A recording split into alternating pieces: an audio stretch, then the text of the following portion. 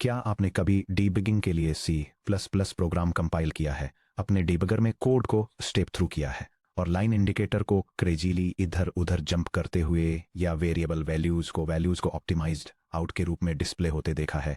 या इससे भी बुरा, क्या आपने प्रोडक्शन में एक अनऑप्टिमाइज्ड बाइनरी शिप कर दी है और सोचा है कि आपका हाई परफॉर्मेंस CUDA पाइपलाइन या CPU रे ट्रेसर एक्सपेक्टेड से 5 टाइम्स स्लो क्यों चल रहा था? अगर ऐसा है तो आपने एक डीबग बिल्ड और एक रिलीज बिल्ड के बीच के मैसिव गल्फ को एक्सपीरियंस किया है। जब हम C प्लस कोड लिखते हैं तो हम ह्यूमन रीडेबल लॉजिक लिख रहे होते हैं, लेकिन कंपाइलर का काम इस बात पर डिपेंड करते हुए ड्रास्टिकली बदल जाता है कि हम उसे क्या इंस्ट्रक्शंस देते हैं। डेवलपमेंट के दौरान हम चाहते हैं कि कंपाइलर फास्ट, फॉरगिविंग और ट्रांसपेरेंट हो, जो हर single function, stack frame, local variable और लाइन नंबर को प्रिजर्व रखे ताकि हमारा डीबगर फ्लॉलेसली काम करे। लेकिन जब प्रोडक्शन के लिए बिल्ड करते हैं तो हम चाहते हैं कि कंपाइलर एक रूथलेस ऑप्टिमाइजेशन इंजन में ट्रांसफॉर्म हो जाए, जो फंक्शंस को इनलाइन करे, लूप्स को अनरोल करे, एसआई एएमडी ऑपरेशंस को वेक्टराइज करे और नॉन एसेंशियल मेटाडेटा को हटा दे। मॉडर्न सीमेक में इन ड्रास्टिकली डिफरेंट कंपाइलर सेटिंग्स को मैनेज करना, ब्रिटल ग्लोबल एनवायरनमेंट वेरिएबल्स को एडिट करके या प्लेटफॉर्म स्पेसिफिक मेकफाइल्स को हैंड क्राफ्ट करके नहीं किया जाता है। इसके बजाय सीमेक हमें जीसीसी, क्लैंग और एमएसवीसी जैसे होस्ट टूलचेन्स पर एक क्लीन एब्स्ट्रैक्शन लेयर देता है। इस सेक्शन में हम मास्टर करेंगे कि सीमेक बिल्ड कॉन्फ़िगरेशंस को कैसे हैंडल करता है। ये एक्सप्लोर करेंगे कि स्टैंडर्ड फ्लैग्स बैकएंड कंपाइलर्स पर कैसे मैप होते हैं और सीखेंगे कि एड्रेस सैनिटाइजर जैसे डायग्नोस्टिक टूल्स को सीधे स्पेसिफिक टारगेट्स से सर्जिकली कैसे अटैच किया जाए। Section break 4 standard CMake build configurations simple shell scripts के अपोजिट, जहां आप मैनुअली -O3 फ्लैग्स पास कर सकते हैं। सीमेक बिल्ड टाइप नाम के एक बिल्ट इन वेरिएबल के थ्रू बिल्ड मोड्स के कॉन्सेप्ट को फॉर्मलाइज करता है। सीमेक 4 out of the box build configurations provide करता है। डीबग एक्टिव सॉफ्टवेयर डेवलपमेंट के लिए डिजाइन किया गया है। ऑप्टिमाइजेशन पूरी तरह से डिसेबल रहता है। -O0 डीबग सिंबल्स पूरी तरह से जनरेट होते हैं। -G या /JI और असर्ट मैक्रोज जैसे असर्ट एक्टिव रहते हैं। रिलीज प्रोडक्शन डिप्लॉयमेंट के लिए डिजाइन किया गया है। मैक्सिमम परफॉर्मेंस ऑप्टिमाइजेशन ऑन कर दिए जाते हैं। -O3 या /O2 बाइनरी साइज कम करने के लिए डीबग सिंबल्स हटा दिए जाते हैं और रनटाइम असर्शंस को डिसेबल करने के लिए NDBBUGO डिफाइन किया जाता है। Rel with dev info, release with debug info performance profiling और प्रोडक्शन ट्रबल शूटिंग दोनों के लिए सबसे बेस्ट है। हाई ऑप्टिमाइजेशंस -O2 या /O2 full debug symbols -G या /JI के साथ इनेबल होते हैं। मिन size rail minimum size release, इसे एम्बेडेड सिस्टम्स, मोबाइल चिप्स या वेब असेंबली के लिए डिजाइन किया गया है, जहां रॉ एग्जीक्यूशन स्पीड से ज्यादा बाइनरी कोड साइज मायने रखता है। -O एस या /O1 single config versus multi config generators. Flags set करने से पहले हमें एक क्रिटिकल आर्किटेक्चरल डिफरेंस को समझना होगा कि सीमेक बिल्ड टूल्स के साथ कैसे इंटरेक्ट करता है। सीमेक जनरेटर्स 2 अलग अलग फैमिलीज में आते हैं। सिंगल कॉन्फ़िगरेशन जनरेटर्स जैसे यूनिक्स मेकफाइल्स या निंजा टूल्स। जब आप इन्हें यूज करते हैं तो आप अपना बिल्ड फोल्डर कॉन्फ़िगर करते समय -DCMAK_BUI LD_TYP = रिलीज पास करके जनरेशन टाइम पर अपना बिल्ड कॉन्फ़िगरेशन चुनते हैं। मल्टी कॉन्फ़िगरेशन जनरेटर्स जैसे visual studio, MS build, Xcode या निंजा मल्टी कॉन्फ़िग जैसे IDE टूलचेन्स। ये टूल्स आपके प्रोजेक्ट को एक बार कॉन्फ़िगर करते हैं और आपको IDE के अंदर या command line options CMake -build config release के जरिए बिल्ड टाइम पर डीबग या रिलीज सिलेक्ट करने की परमिशन देते हैं। अगर आप लिनक्स पर ट्रेडिशनल निंजा या मेकफाइल्स जैसे सिंगल कॉन्फ़िग जनरेटर्स यूज कर रहे हैं, तो अगर यूजर कोई एक स्पेसिफाई करना भूल जाता है तो आपको हमेशा एक डिफ़ॉल्ट बिल्ड टाइप एनफोर्स करना चाहिए।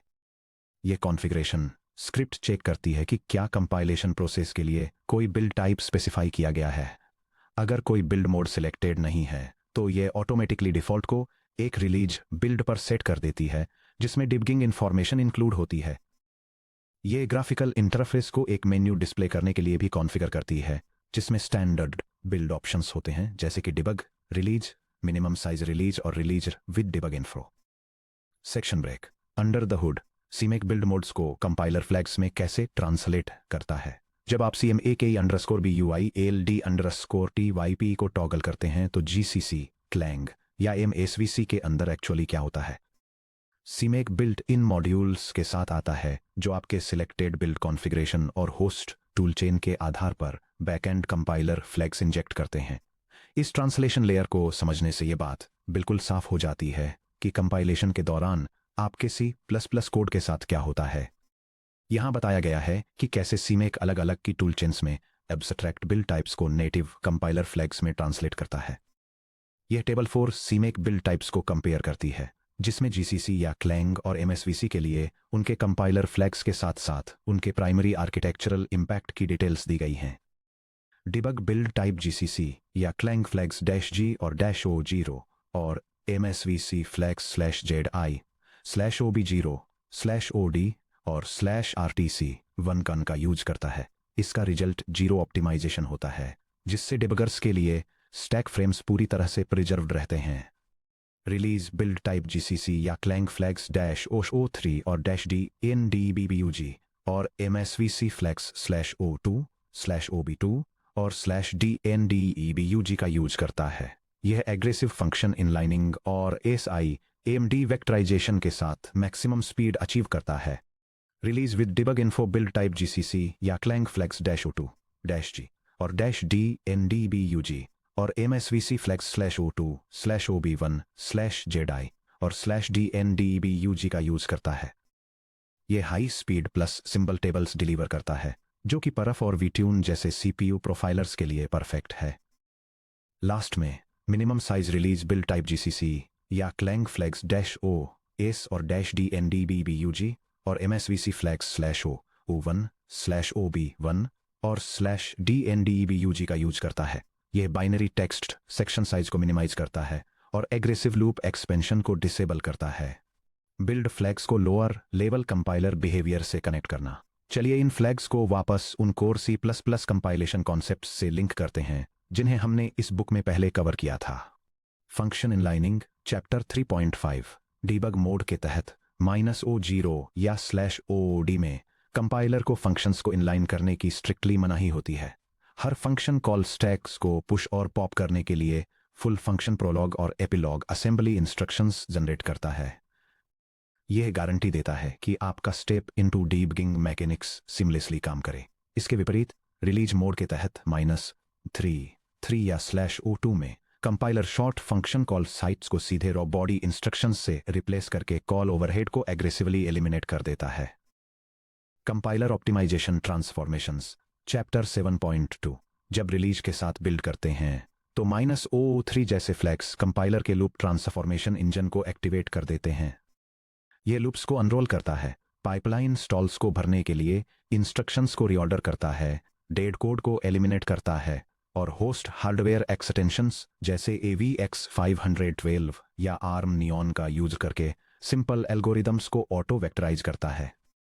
डीबग के तहत इनमें से कोई भी ट्रांसफॉर्मेशन नहीं होता है, जिससे strict code to line alignment बना रहता है। सेक्शन ब्रेक लैंग्वेज को स्टैंडर्डाइज करना, C++ स्टैंडर्ड्स को क्लीनली सेट करना। टारगेट स्पेसिफिक फ्लैग्स को इंजेक्ट करने से पहले आपको यह एंश्योर करना होगा कि आपका C+ code proper language standard के अगेंस्ट कंपाइल हो। मॉडर्न हाई परफॉर्मेंस सिस्टम्स और C++ इंजन डिजाइन में कंपाइलर के डिफॉल्ट स्टैंडर्ड वर्जन पर रिलाई करना, जो क्लैंग 12, GCC 11 और MSVC 2022 के बीच काफी ज्यादा वेरी करता है, डेंजरस बिल्ड इनकंसिस्टेंसीज पैदा करता है।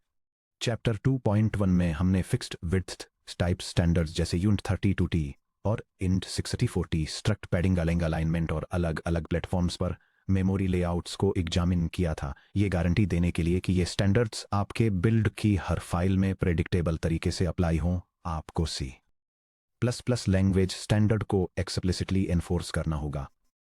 मॉडर्न CMake में C++ स्टैंडर्ड रिक्वायरमेंट्स को स्पेसिफाई करने के 2 प्राइमरी तरीके हैं। मेथड 1 ग्लोबल प्रोजेक्ट डिफॉल्ट्स, जो एप्लीकेशन रिपोजिटरीज के लिए रिकमेंडेड है।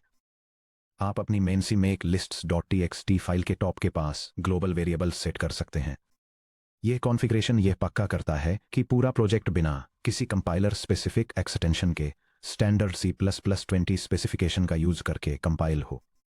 आइए देखते हैं कि ये 3 वेरिएबल्स क्या अचीव करते हैं। सी make C X X standard 20, ये सी मेक को GCC या क्लैंग पर -AST इक्वल टू C++20 या ASVC पर /AST:\C++20 पास करने के लिए कहता है CMake C X X standard required on. ये सी मेक को किसी पुराने स्टैंडर्ड जैसे C++17 या C++14 पर साइलेंटली जाने से रोकता है अगर होस्ट कंपाइलर पूरी तरह से C++20 को सपोर्ट नहीं करता है। अगर C++20 अवेलेबल नहीं है तो कॉन्फ़िगरेशन तुरंत एक एरर के साथ रुक जाता है। CMake C X X extensions off ये नॉन स्टैंडर्ड वेंडर एक्सटेंशंस जैसे GNU एक्सटेंशंस -ASTD D=GNU++20 को डिसेबल कर देता है। ये आपके कोड को ISO++ को स्ट्रिक्टली फॉलो करने के लिए फोर्स करता है, जिससे ये श्योर होता है कि लिनक्स पर लिखा गया कोड विंडोज या मैक OS पर भी क्लीनली कंपाइल हो जाएगा। Method to target level requirements जो शेयर्ड लाइब्रेरीज के लिए रिकमेंडेड है। अगर आप थर्ड पार्टी यूज के लिए कोई लाइब्रेरी बना रहे हैं तो आपको ग्लोबल वेरिएबल स्पेस को पोल्यूट नहीं करना चाहिए। इसके बजाय टारगेट कंपाइल फीचर्स का यूज करके लैंग्वेज रिक्वायरमेंट को सीधे अपने लाइब्रेरी टारगेट से अटैच करें।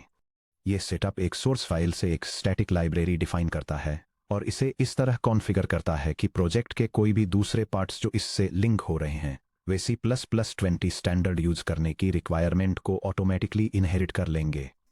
Section break target compile options के साथ सर्जिकल फ्लैग इंजेक्शन। सेक्शन 11.3 में हमने सीखा कि मॉडर्न सी मेक टारगेट स्कोप एनकैप्सुलेशन के फेवर में लेगेसी ग्लोबल स्टेट म्यूटेटर्स को अबैंडन करता है। Legacy command add compile options compiler flags को बिल्ड ट्री के हर टारगेट में ग्लोबली अपेंड करता है। यह रिस्की है। आपके इंटरनल एप्लीकेशन कोड के लिए बना एक डिबगिंग फ्लैग किसी थर्ड पार्टी सी लाइब्रेरी डिपेंडेंसी में लीक हो सकता है और उसके बिल्ड को ब्रेक कर सकता है। कंपाइलर ऑप्शंस को किसी स्पेसिफिक टारगेट से क्लीनली अटैच करने के लिए टारगेट कंपाइल ऑप्शंस का यूज करें। यह टेम्पलेट आउटलाइन करता है कि एक बिल्ड टारगेट पर स्पेसिफिक कंपाइलर फ्लैग्स और ऑप्शंस को कैसे अप्लाई करना है और यह स्पेसिफाई करता है कि क्या वे ऑप्शंस डिपेंडेंट कंपोनेंट्स पर भी अप्लाई होने चाहिए। जनरेटर एक्सप्रेशंस की पावर हम GCC या क्लैंग पर -वॉल लेकिन MSVC पर /W4 कैसे पास करते हैं और हम यह कैसे एनश्योर करते हैं कि एड्रेस सैनिटाइजर जैसे डायग्नोस्टिक फ्लैग्स केवल डीबग बिल्ड्स के दौरान ही एक्टिवेट हों। इसका आंसर है सीमेक जनरेटर एक्सप्रेशंस। जनरेटर एक्सप्रेशंस तब इवैल्यूएट होते हैं जब सीमेक lists.txt स्क्रिप्ट्स को पार्स करना फिनिश कर लेता है, यानी जनरेशन फेज के दौरान जब स्पेसिफिक होस्ट कंपाइलर और बिल्ड कॉन्फ़िगरेशन का पता होता है। वे $लेस देन की वैल्यू ग्रेटर देन वाला सिंटैक्स लेते हैं। आइए कंपाइलर फ्लैग्स को मैनेज करने के लिए 2 सबसे यूजफुल जनरेटर एक्सप्रेशंस को देखते हैं।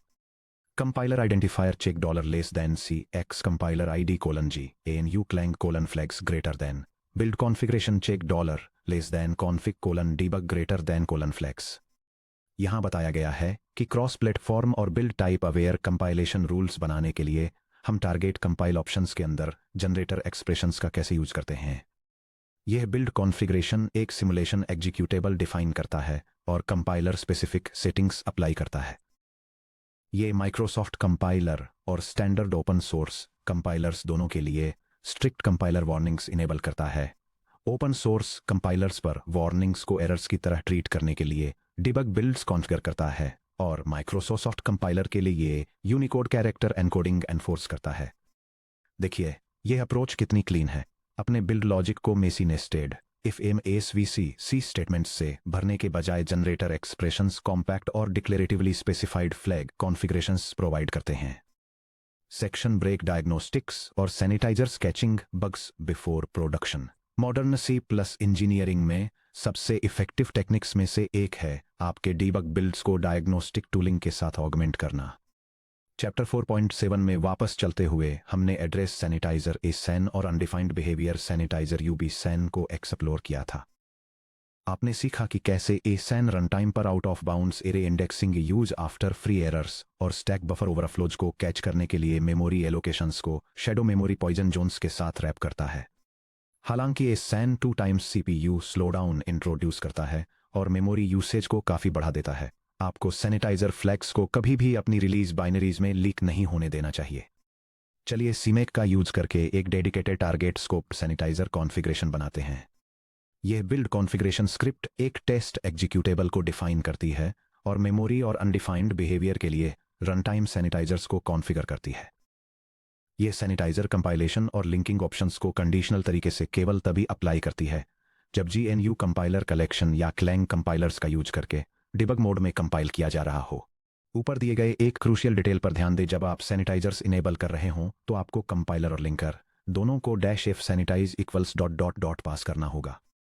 टारगेट कंपाइल ऑप्शंस का यूज कंपाइलेशन फेज को हैंडल करता है, ऑब्जेक्ट फाइल्स में बाउंड्स चेक इंजेक्ट करता है, जबकि टारगेट लिंक ऑप्शंस ये श्योर करता है कि फाइनल एग्जीक्यूटेबल libson.so या libson.so रनटाइम सपोर्ट लाइब्रेरीज के अगेंस्ट लिंक हो।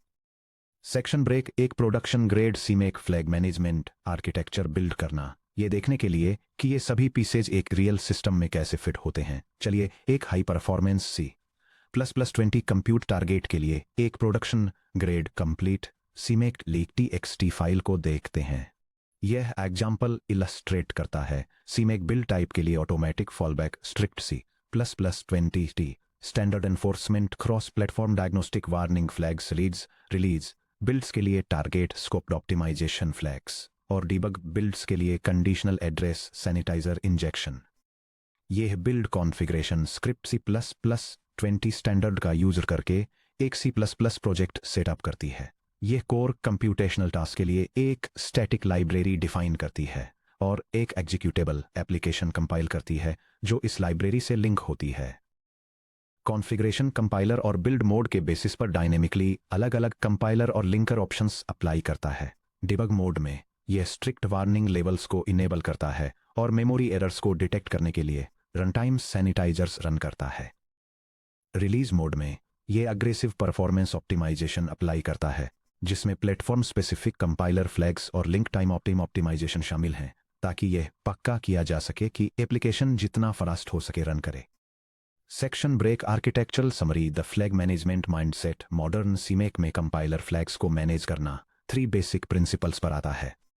सीमेक CX फ्लैग्स को कभी भी डायरेक्टली एडिट न करें। इस ग्लोबल स्ट्रिंग को मॉडिफाई करना एक लेगेसी एंटी पैटर्न है। यह टारगेट एनकैप्सुलेशन को बाईपास करता है, जनरेटर एक्सप्रेशंस को ब्रेक करता है और डिपेंडेंसीज में सटल फ्लैग कॉन्फ्लिक्ट्स पैदा करता है। पोर्टेबिलिटी के लिए जनरेटर एक्सप्रेशंस का यूज करें। कंपाइलर स्पेसिफिक या कॉन्फ़िगरेशन स्पेसिफिक फ्लैग्स को less than CX compiler ID ...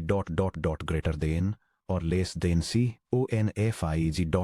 greater than expressions में रैप करें ताकि आपका CMake lists .txt Linux macOS और विंडोज पर बिल्डेबल रहे। डीबग में डायग्नोस्टिक्स रिलीज में ऑप्टिमाइजेशन को एनकैप्सुलेट करें। टारगेट कंपाइल ऑप्शंस और टारगेट लिंक ऑप्शंस का यूज करके ये एश्योर करें कि एड्रेस सैनिटाइजर जैसी हैवी इंस्ट्रूमेंटेशन डेवलपमेंट बिल्ड्स के अंदर रहे, जबकि -O3 और ऑटो वेक्टराइजेशन जैसे ऑप्टिमाइजेशन फ्लैग्स केवल प्रोडक्शन बिल्ड्स के लिए ही एक्सक्लूसिव रहें। अब जब आप जानते हैं कि सिंगल टारगेट्स पर टारगेट प्रॉपर्टीज को कैसे कॉन्फ़िगर करना है, ऑप्टिमाइजेशन लेवल्स को कैसे मैनेज करना है और डायग्नोस्टिक फ्लैग्स को कैसे अटैच करना है, तो आप अपने बिल्ड आर्किटेक्चर को मल्टी मॉड्यूल इंजीनियरिंग प्रोजेक्ट्स तक स्केल करने के लिए तैयार हैं। अगले section 11.5 modular CMake subdirectories modern CMake target inheritance public private या इंटरफेस में आप सीखेंगे कि ऐड सबडायरेक्टरी का यूज करके complex multi directory project trees को कैसे ऑर्गेनाइज करना है, मल्टी लाइब्रेरी इकोसिस्टम्स को क्लीनली कैसे स्ट्रक्चर करना है, और ये देखेंगे कि प्रॉपर्टी विजिबिलिटी स्कोप्स बड़े एंटरप्राइज कोड बेसेस में सीमलेसली कैसे प्रोपेगेट होते हैं।